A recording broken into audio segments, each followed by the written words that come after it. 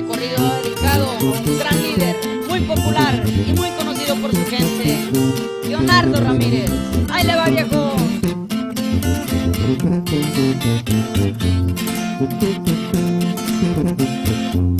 Todo empezó en San José, un lugar de Guatemala.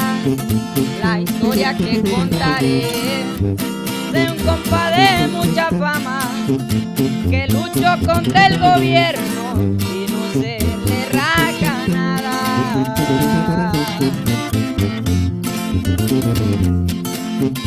La tierra él tituló con ayuda de su gente para una vida mejor y condición diferente. Él es un gallo muy fino y apreciado por su gente.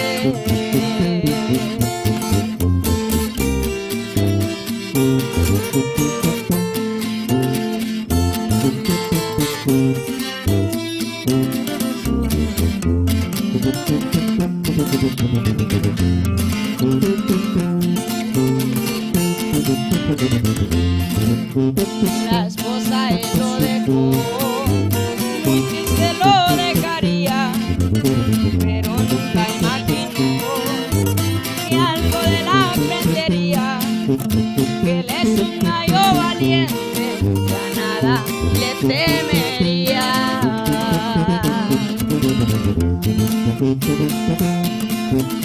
Una lección él le dio a su esposa querida, ella pensando que nunca la vida le cambiaría.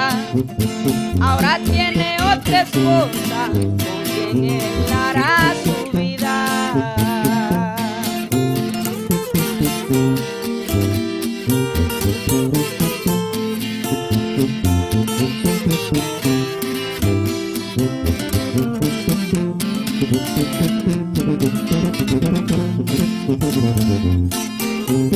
También tiene un varón que por nada dejaría. Él es su mano derecha que siempre lo apoyaría, porque él ha estado en todos los problemas que tenía.